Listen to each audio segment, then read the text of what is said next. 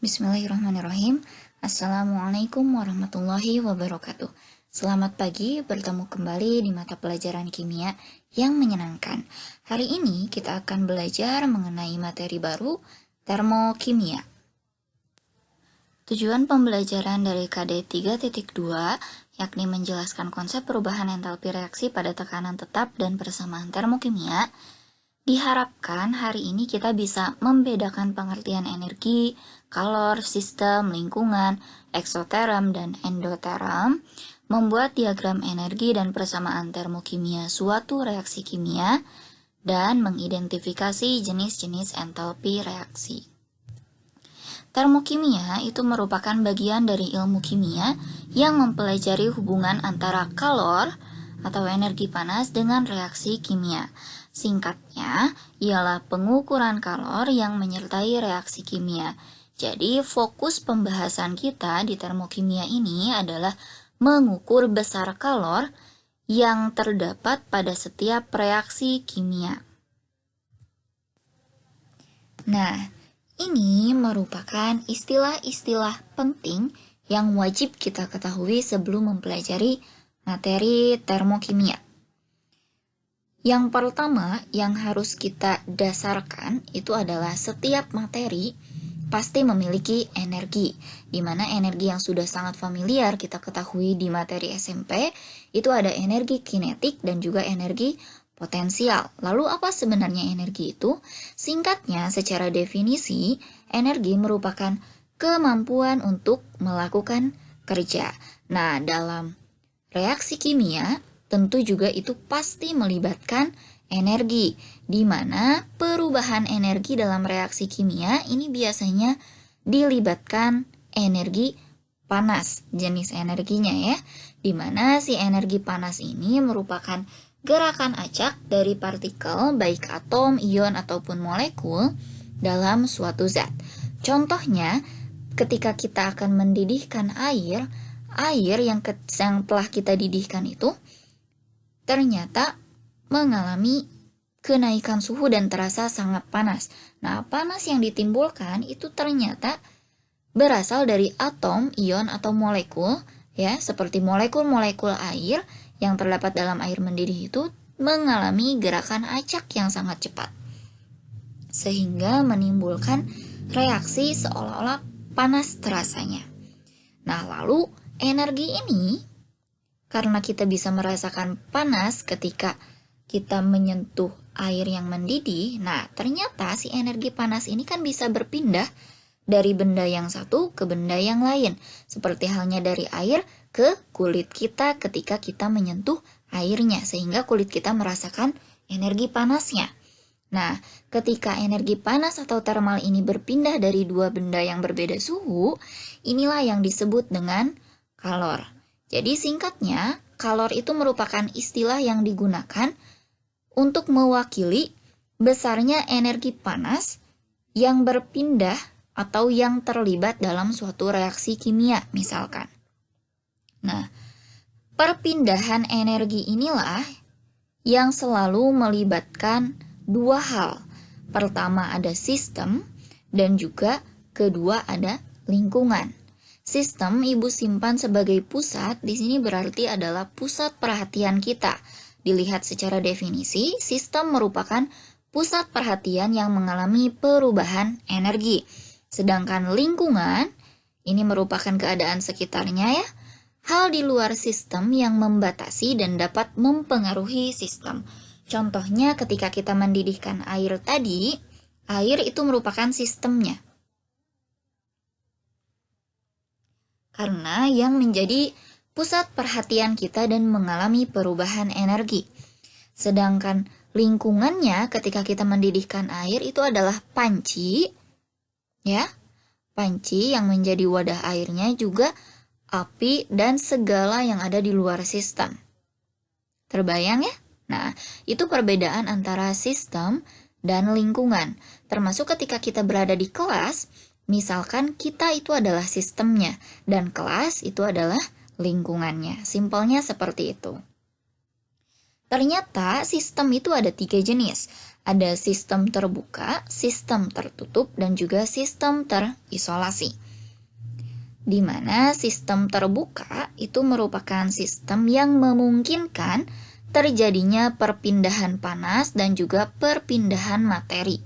Jadi karena keadaannya terbuka seperti ini, masih memungkinkan adanya perpindahan panas dari luar ke dalam atau dari dalam keluar, juga perpindahan materi atau zat lain dari dalam keluar atau dari luar ke dalam. Seperti contohnya di sini ada uap air yang bisa keluar masuk ke dalam wadahnya. Nah, sedangkan sistem tertutup itu merupakan sistem yang masih memungkinkan terjadinya perpindahan panas baik dari luar ke dalam ataupun sebaliknya, tetapi tidak memungkinkan adanya materi yang keluar dan masuk. Lalu yang terakhir, sistem terisolasi ini sama seperti fungsi termos, di mana tidak memungkinkan terjadinya pertukaran panas ataupun pertukaran materi. Jadi full semuanya terisolasi, panas tidak bisa masuk dan keluar, kemudian juga materi tidak bisa masuk dan keluar. Seperti termos yang kita miliki bisa menjaga air baik suhu panas maupun suhu dingin ya. Selanjutnya, dalam termodinamika itu dikenal salah satu fungsi keadaan yang disebut dengan entalpi atau lambangnya itu biasanya H. Entalpi ini dia merupakan sebuah fungsi keadaan yang artinya hanya fokus pada keadaan awal dan akhirnya saja. Tidak perlu melibatkan bagaimana prosesnya. Kita hanya cukup melihat keadaan akhir dan awalnya saja. Seperti ketika kita akan berangkat sekolah, kita tidak perlu memperhatikan bagaimana prosesnya, bagaimana kita berangkat ke sekolahnya.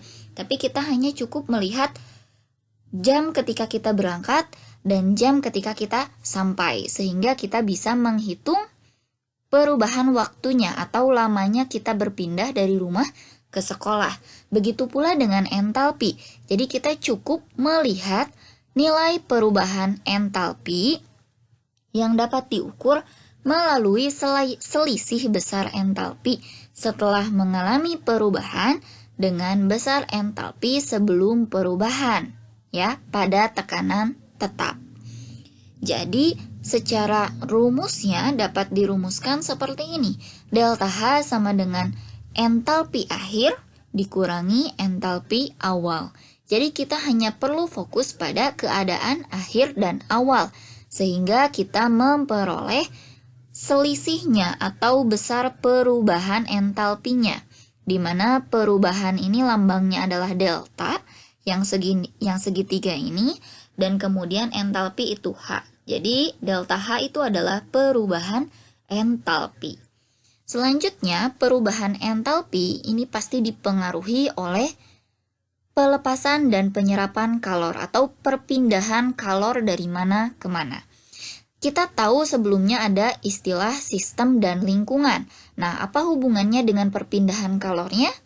Tentu ternyata perpindahan kalor itu bisa dari sistem ke lingkungan atau dari lingkungan ke sistem. Nah, dikenal dua istilah reaksi. Yang pertama itu adalah reaksi eksoterm dan yang kedua adalah reaksi endoterm. Reaksi eksoterm merupakan proses pelepasan kalor. Ingat ya, X itu berarti keluar. Nah, eksoterm itu merupakan pelepasan kalor dari sistem ke lingkungan ya. Ingat, pelepasan kalor dari sistem ke lingkungan. Artinya, energi itu berpindah dari sistem ke lingkungannya. Sedangkan endoterm ini penyerapan kalor, ya. Endoterm, penyerapan kalor. Artinya, sistem menyerap kalor dari lingkungan atau perpindahan kalor dari lingkungan ke sistem. Mudah difahami ya? Nah, selanjutnya, jika seandainya kita melihat dari entalpinya, delta H dari reaksi eksoterm itu pasti akan bernilai negatif. Ya, kemudian atau bisa disebutkan dengan delta H-nya nilainya kurang dari 0.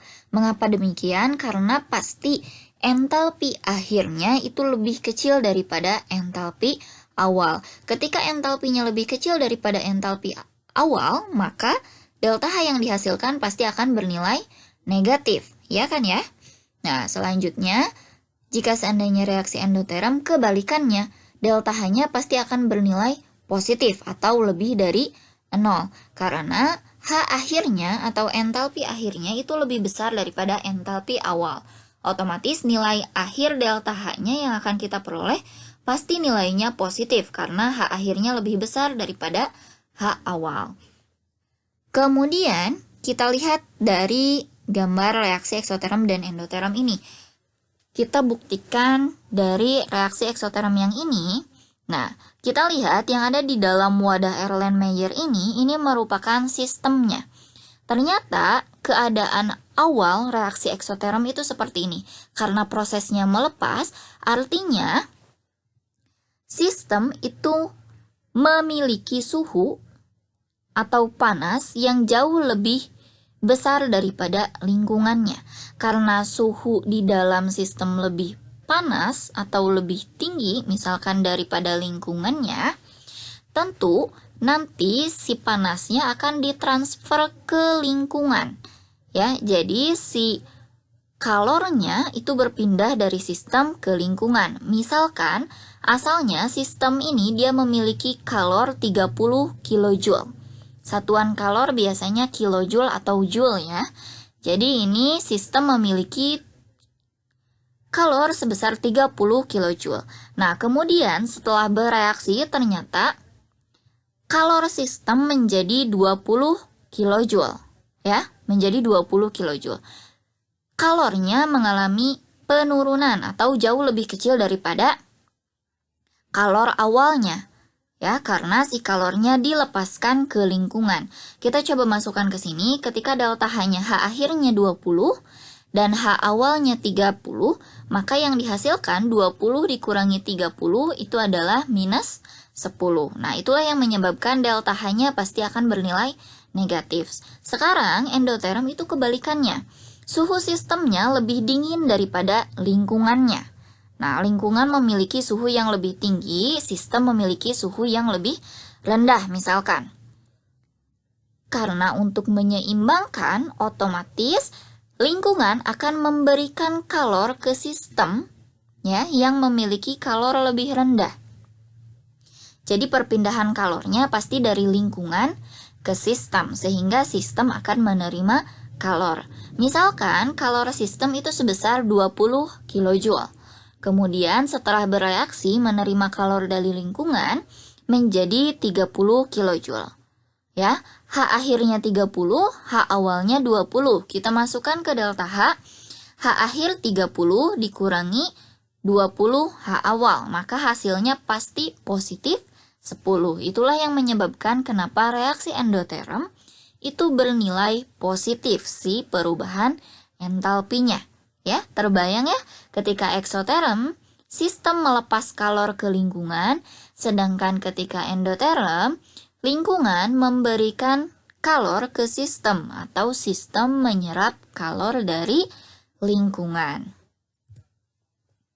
Selanjutnya, kita biasa menuliskan persamaan termokimia dan diagram energi untuk menunjukkan nilai besar kalor yang menyertai suatu reaksi kimia, di mana persamaan termokimia merupakan persamaan reaksi biasa ya yang memiliki koefisien jumlah mol disertai dengan nilai perubahan entalpinya.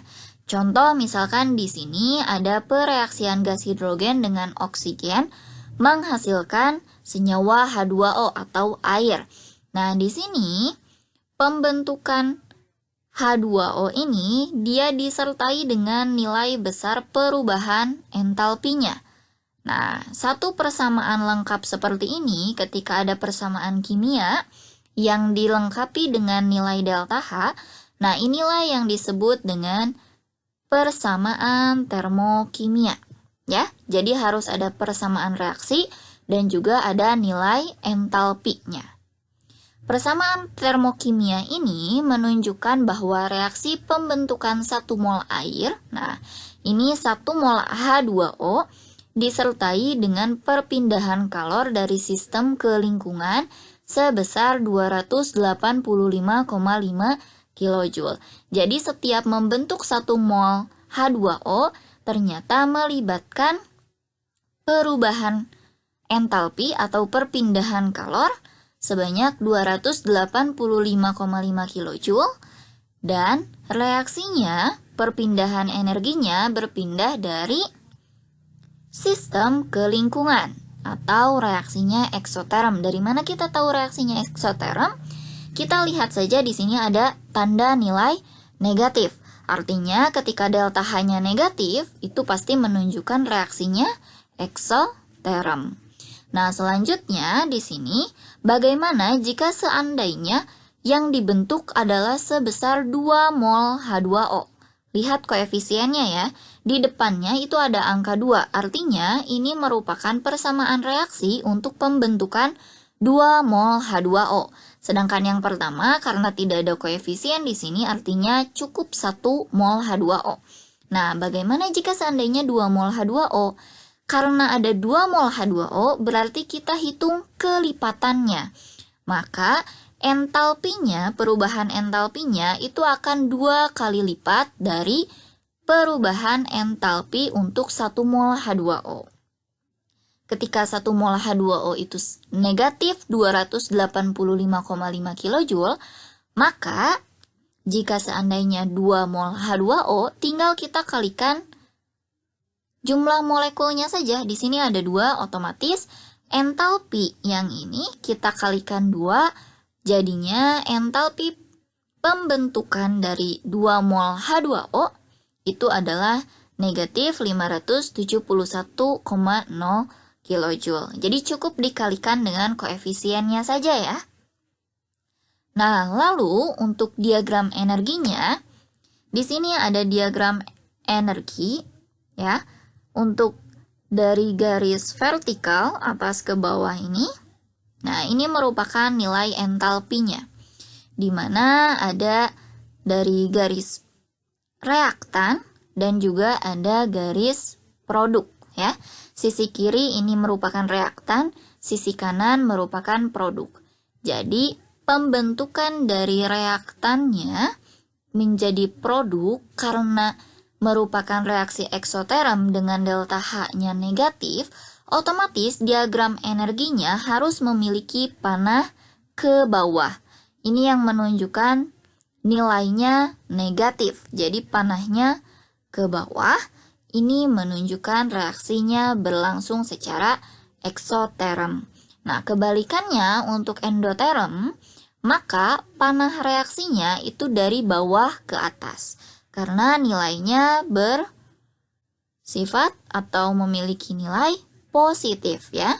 Entalpi atau perubahan entalpinya positif, maka itu merupakan reaksi bersifat endoterm. Otomatis panahnya pasti ke atas. Ya, harus diingat ya. Delta H negatif itu eksoterm. Panah diagramnya dari atas ke bawah. Kemudian, endoterm, delta H-nya positif, panah diagram energinya dari bawah ke atas.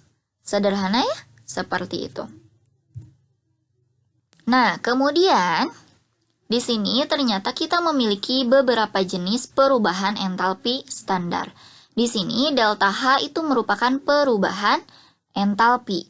Lalu, tanda bulat di atas ini atau 0 di atas ini merupakan petunjuk bahwa ternyata perubahan entalpi ini dalam keadaan standar. Ada 3 jenis, ada delta H0F, ada delta H0D, dan delta H0C.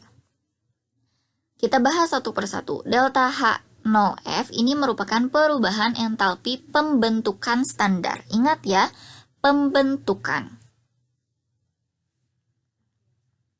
Di mana merupakan perubahan entalpi yang terjadi pada pembentukan 1 mol suatu senyawa dari unsur-unsurnya yang stabil pada keadaan standar.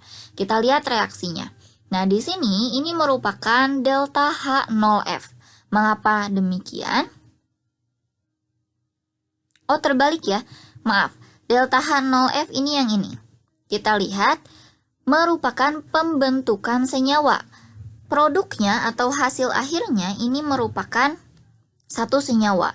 Dan di reaktannya yang direaksikannya di sebelah kiri ini adalah unsur-unsur pada keadaan stabilnya. Jadi ketika ada penambahan unsur dan unsur, ini akan membentuk satu senyawa. Inilah yang disebut dengan perubahan entalpi pembentukan standar karena membentuk satu produk senyawa di akhirnya.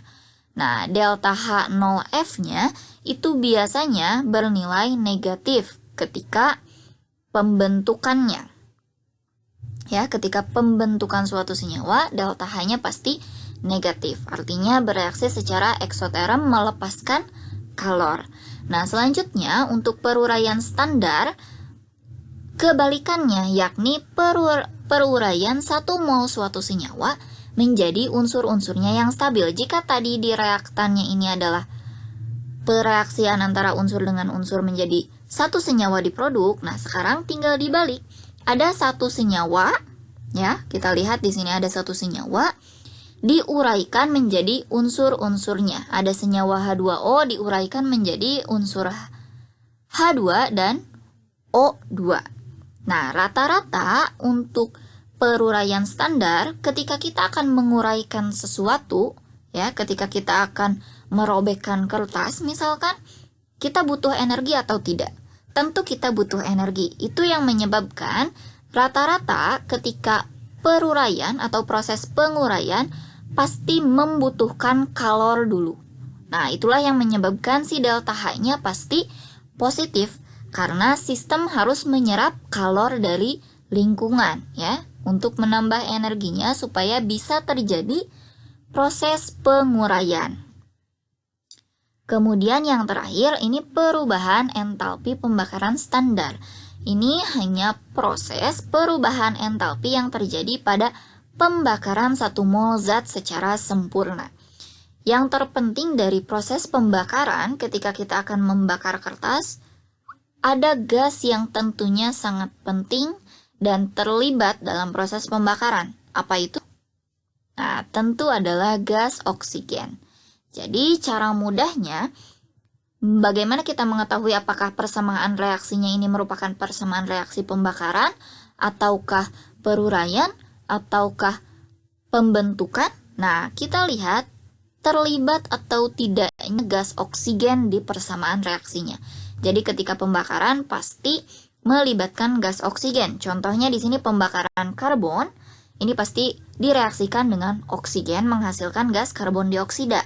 Kemudian begitu pula dengan pembakaran gas hidrogen, ini direaksikan dengan gas oksigen juga, ya. Tapi itu butuh oksigen untuk bisa menyala.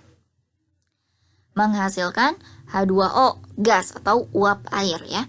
Selanjutnya ini ada sulfur dibakar, itu pasti direaksikan dengan oksigen menghasilkan SO2. Nah, kemudian ini juga nitrogen. Itu ya, cukup dibedakan bagaimana dari bentuk persamaan reaksinya.